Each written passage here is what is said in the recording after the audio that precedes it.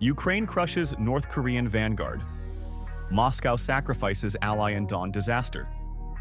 What if a country so secretive it rarely admits its own soldiers exist, even less fights abroad, has quietly committed thousands of troops into one of the most brutal modern frontline wars, only to see many of them vanish into battlefield wreckage? Imagine those soldiers being pressed forward as shock troops, fed into drone-infested killing zones, and then quietly withdrawn when the losses become too glaring. That's the unfolding drama of Moscow leveraging North Korean forces in its war against Ukraine, and in the process, sacrificing an ally in what some are already calling a dawn disaster on the Russian flank. This is not just about war, it's about trust, utility, expendability, and how alliances fracture under pressure. North Korea deployed to support Russia. The first startling twist. Around late 2024, credible intelligence began circulating that North Korea had dispatched between 10,000 and 12,000 troops to reinforce Russian forces, especially in the Kursk region, in response to Ukraine's cross-border push. These numbers came from multiple sources: Ukrainian officials, Western intelligence, and South Korea's National Intelligence Service. The stated purpose: help offset Russian manpower shortages and supplement frontline assaults. But these were not elite units with integration training. Many of the troops reportedly lacked experience in counter-drone warfare, combined arms operations, or coordination across multinational command structures. Language, equipment compatibility, and battlefield discipline were already emerging as structural handicaps. Russia and North Korea initially denied or obfuscated their involvement, issuing no official confirmation. Cracks appear: heavy casualties and withdrawal. By early 2025, reports began to coalesce. North Korean forces were suffering serious attrition. Some Ukrainian sources claimed as many as 3,000 casualties, killed or wounded, roughly a third of their deployed force. South Korean intelligence estimates placed around 300 killed and 2,700 wounded by January. Others reported that over 4,000 had been rendered combat ineffective. The result? By mid-January, North Korean units were reportedly pulled back from frontline engagements in Kursk. Observers noted that they were no longer seen in heavy fighting zones, and Russian command had quietly scaled back their visible deployment. The official explanation: regrouping, rotation of fresh units, or redeployment. But many analysts interpreted this as Moscow realizing it had overextended its new ally. Yet the story doesn't end there. By February, Russian and Ukrainian statements suggested that elements of North Korean troops were being reintroduced. Fresh assaults, launched in certain sectors bearing their insignia.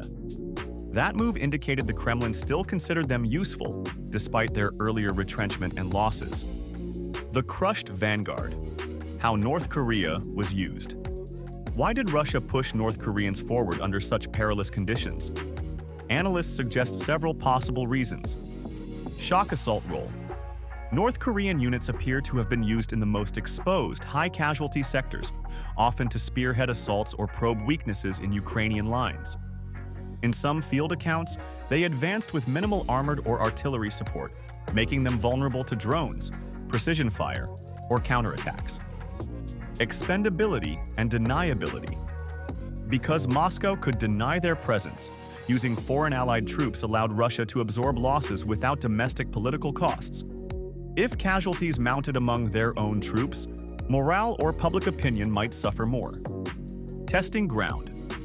From Moscow's perspective, deploying North Koreans offered a way to evaluate how reliably Pyongyang would follow Russian strategic direction, handle coordination, and integrate in a high-stakes theater. Propaganda and leverage. Moscow may have believed that showing a united front with its ally would intimidate or complicate Western response. And for North Korea, the deployment was a high-stakes gamble: military experience, stronger ties to Russian technology, and an opportunity to showcase loyalty. But the cost was steep. Many front reports claim that North Korean units were decimated, sometimes being ordered to hold untenable positions, or even to sacrifice themselves to avoid capture. Some field diaries suggest soldiers prepared letters pledging loyalty or indicating they should kill themselves rather than surrender. Sacrifice in dawn. Moscow's betrayal?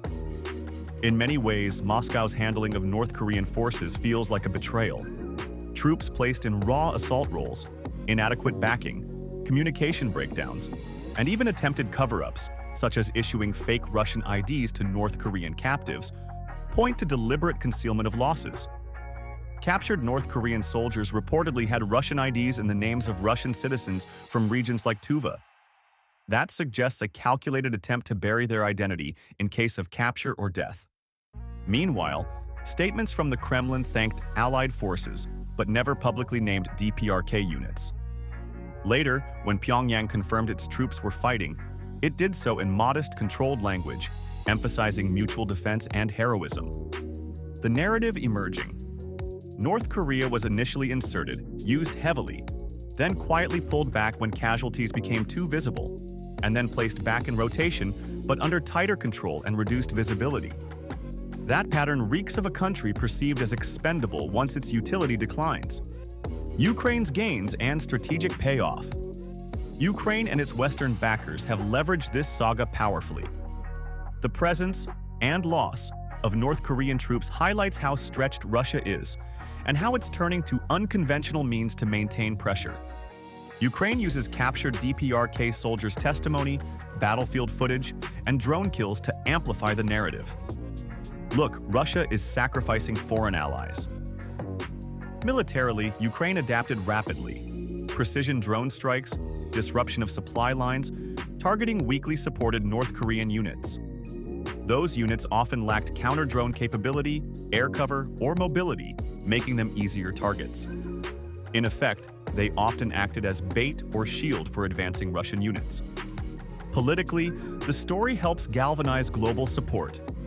The involvement of a third country draws wider media attention, raises moral stakes, and gives Ukraine leverage when arguing for more aid, sanctions, and condemnation of Moscow's alliances. Risks, uncertainties, and counter-arguments. Overclaiming and misinformation. Because we rely largely on intelligence leaks and battlefield claims, casualty numbers could be inflated or manipulated for propaganda. Neither Moscow nor Pyongyang reliably disclose real figures. Partial redeployment. The withdrawal from frontline duty doesn't necessarily mean DPRK forces are gone. Some may have been repositioned for support, training, or reserve roles. Motivation and morale. While many critics say Pyongyang's soldiers were ill-prepared, some captured diaries and testimonies show they were deeply committed, willing to die under strict orders. That complicates the simple sacrifice narrative. Future risk to Ukraine.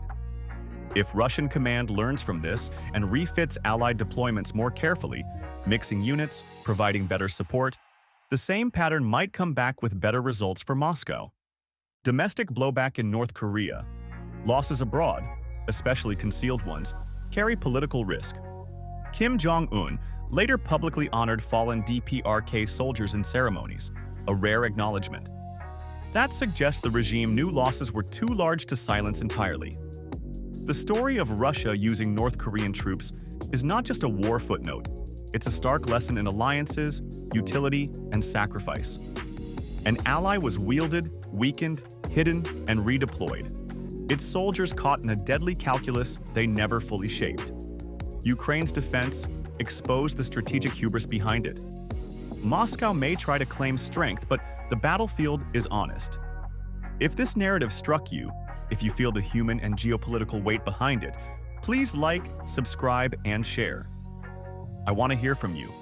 Do you believe North Korea was a willing player in this sacrifice, or a pawn in Russian maneuvering? Drop your thoughts in the comments. Stay critical, stay informed, and I'll see you in the next deep dive.